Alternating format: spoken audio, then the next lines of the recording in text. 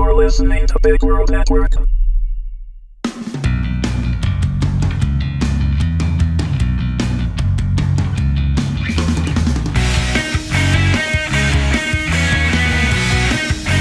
Just Kill Me, Season 5, Finale, Part 3. Written and read by Wendy Herman. There he is, the fat bastard. I peered through the sight and hugged the trigger. Just then, someone tackled me to the ground, someone big. The gun fell to the floor. I pushed up with my legs and sprang to a standing position, taking mental note of how agile I still was, even after all these years. The sight of my attacker now standing across from me wiped the cocky smile off my face. It was Lars. "What the hell are you doing here?" I demanded. "Stopping you from making a huge mistake." Either Lars had learned to throw his voice and make it sound female and American, or there was a third person in the room. Talia stepped out of the shadows of the apartment's narrow hallway. "What's going on? Why are you preventing me from completing my mission?" I asked. "Freya, this isn't your mission," Talia said, and there was a hint of pity in her voice, like she was talking to a crazy person, like I was crazy. That infuriated me. "What are you talking about?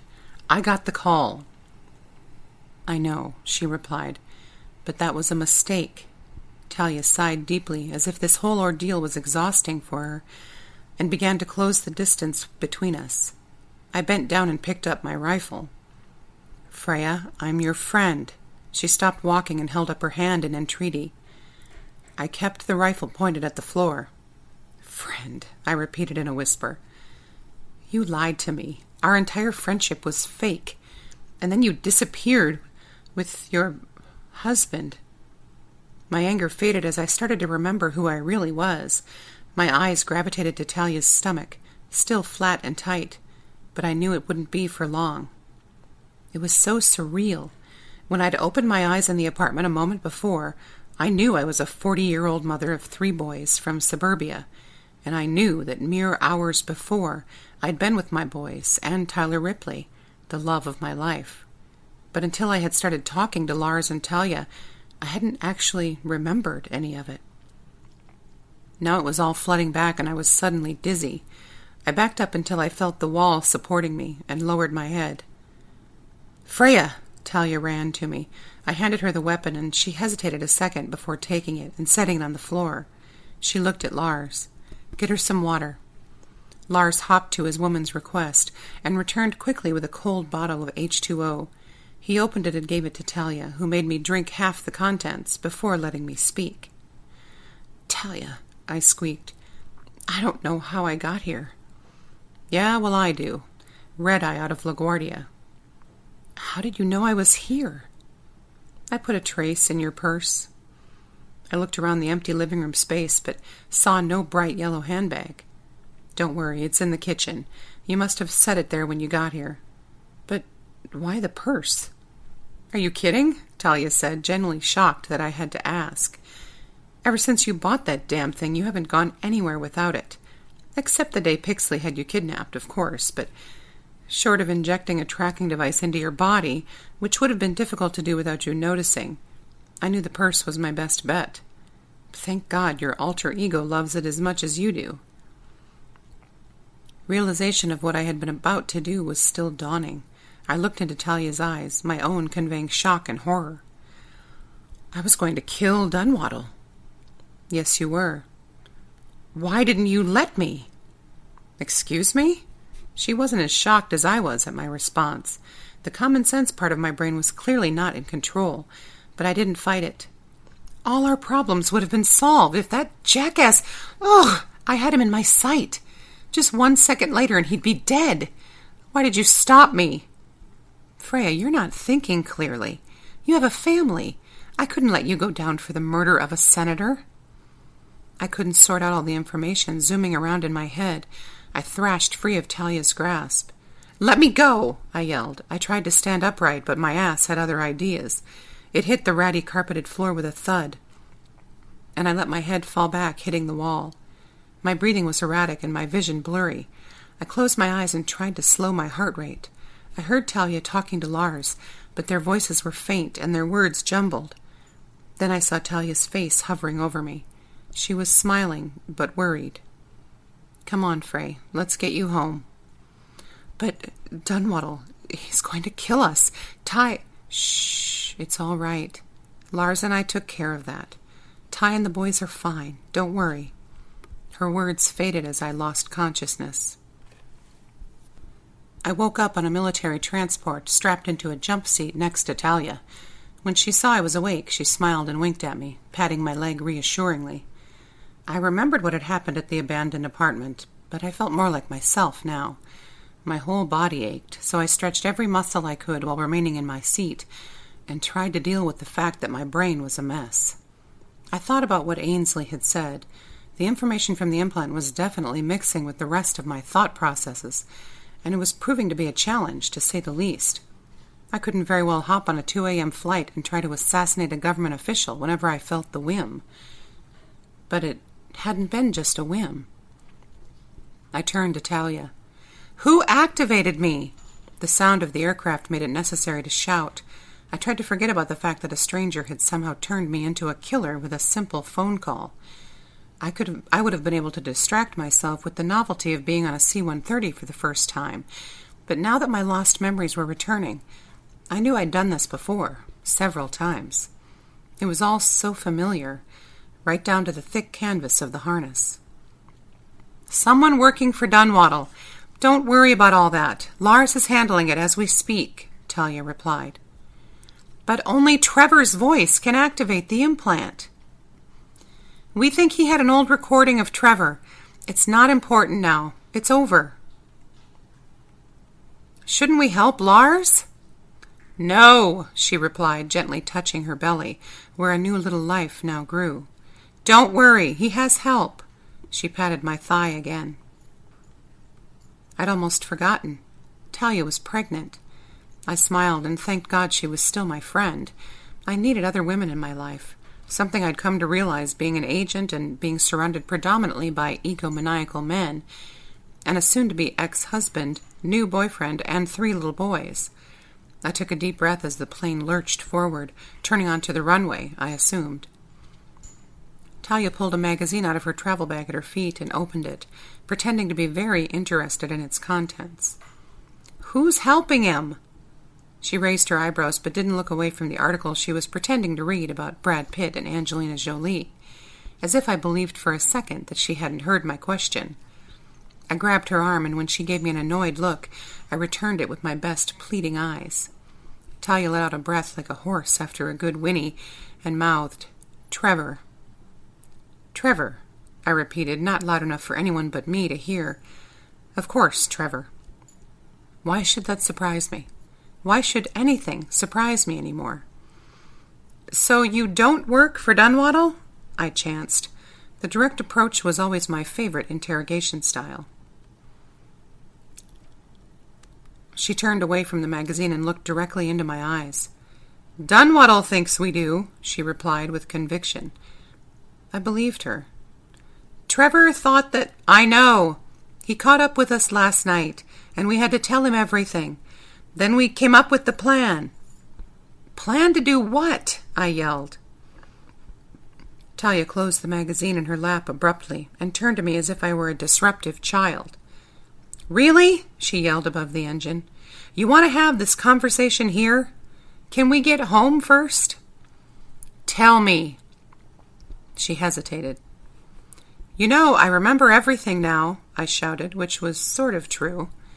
"Including how to incapacitate an enemy in a public place in 3 seconds without anyone noticing." She shot me a questioning look, and I quoted Poe from Kung Fu Panda, making the hand gesture while I said, "Skadoosh." I gave her my crazy eyes, and she smiled.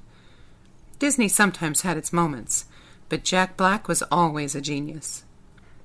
Talia squinted at me and yelled back, "I'm not your enemy." I cocked my head, crinkling my forehead at her. A moment later, she rolled her eyes. I won. "Fine, I'll tell you. But if we're compromised, I'm blaming you." I looked around the cargo bay, and it was empty besides the 2 of us. I nodded my assent. We put our heads together and Talia began in as hushed a tone as possible. Lars has a contact on Dunwaddle's staff, but we hadn't heard from him in months, until 2 days ago, when he called with some very interesting information. Dunwaddle is dying. Fast. He hadn't told anyone, but he suddenly started doing strange things, like liquidating all his assets, stocks, life insurance, everything. Why on earth would he cash in his life insurance if he's dying? I asked. Because he doesn't want anyone else to get his money. He's got this crazy idea that he can live forever.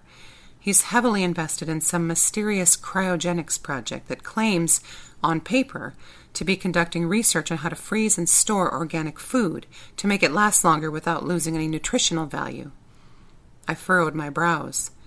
But really, she picked up, there's a rumor that their real research is in human cryogenics. She stopped for effect, watching my jaw drop with satisfaction. He wants to freeze himself? Talia nodded. And now that the end is coming soon for him, he needs a lot of money to set up his luxury cryopad, and apparently paying rent up front for eternity is expensive, she joked. And this contact, he's reliable? I asked. Very. He handles all the big guy's finances, and Dunwaddle told him to transfer all his personal assets, which for him means his money, his taxpayers' money, his illegal immigrant housekeeper's savings, you name it, right to this cryogenics company. He really thinks he can be frozen and just woken up sometime in the future? Sure. Plus it's been on the cover of the Star like 7 times. They're rarely wrong, you know. True. So what are Lars and Trevor doing? I asked, still trying to get the answer to that question. Just then the pilot came over the intercom to tell us we were about to take off. Talia and I both instinctively knew to tighten our harnesses and lay our heads back against the wall. Once we were airborne and had leveled off, Talia leaned toward me again. Trevor's going to tell Dunwaddle where you and Rip are, and then he— What? Don't worry, she assured me. Lars is number 1 on the good senator's assassin list. I was quiet for a minute. I stared at Talia, but she didn't elaborate or continue. It had never been this hard to get details out of her when she'd gone on a date with a new guy. Of course, those stories were probably all made up, I realized. I thought if I talked it out aloud, that might help. I was starving and needed a shower, and those 2 things always made it hard for me to think. So Trevor gives me a tie-up, and then Dunwaddle orders a hit on us. But he doesn't do it himself, because the real bad guys never get their hands dirty. So his lackey makes the call, and we hope he calls Lars. He will. Talia was so confident, but it didn't calm my nerves. I needed to keep talking through it. Then Lars reports back that the job is done, but really, we're not dead. We hope. You won't be. That confidence again. I wanted to be as sure as she was, but it wasn't her life that was in danger. I was convinced she wasn't telling me everything. Then it hit me. What about Trevor? She opened her magazine again before answering. What about Trevor? Dunwaddle's not going to just let him waltz out of his office, free and clear. Is he? Talia shrugged, pretending to be enthralled by the pictures of Brad and Angie in a small village in Africa. Tal? She closed the magazine again and looked at me, and the confidence was gone. I don't know. When I responded by staring at the floor, my mouth agape, she put her hand on my shoulder. Frey, he knew the risks. He wanted to do this. For you. For both of you. I was quiet the rest of the flight, glad for the engine noise to give me an excuse for it, although I knew Talia could see my wheels turning. Try as I might, however, I couldn't think of any way to help Trevor. I couldn't put Talia in harm's way even if I wanted to, for fear of giant Lars seeking revenge on me. Plus, I didn't want to. She had her secrets, just like we all did. She was my friend, and I knew I could trust her. You just have to do everything you can to keep those few and far between kind of people in your life for as long as possible. We landed at a private airfield, I would discover later, just north of LaGuardia proper, and one of the crew came back to help us remove the harnesses, though we didn't need it. He was barely old enough to be an adult, and it made me think of Levi. All right, agents. The transportation you requested to get you to your destination is parked right outside. Thank you for flying Air America. Don't tell your friends about us." He smiled and helped us step down and out of the aircraft before disappearing to do his real job, whatever that may be. We walked around the front of the plane, and on the other side was parked a shiny, classic model black Impala. I scanned the area for any other modes of transportation, wondering where our vehicle was, when I saw Talia climb in the driver's side of the old muscle car. I walked over to the passenger side and got in, grinning from ear to ear. "So I'm Sam and you're Dean?" She grinned back. "Well, you are taller than me, and much more mysterious." "And you are the cute one with the surly attitude," I replied. She winked at me. "Not true. You're much cuter than me." She reached under her seat and pulled out the keys. Giggling, she started the old girl up, and we were on our way. "How in the world did you secure military transport, plus this gem?"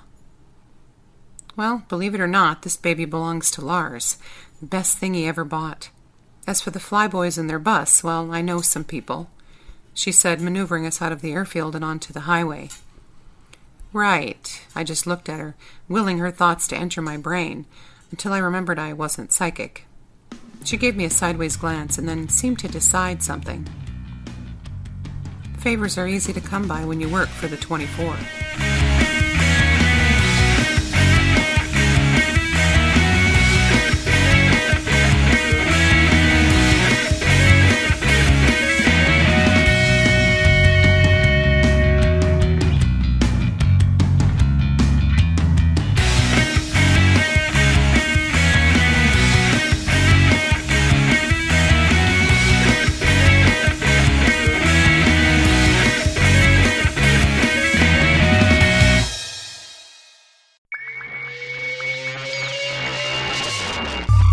You're listening to Big World Network.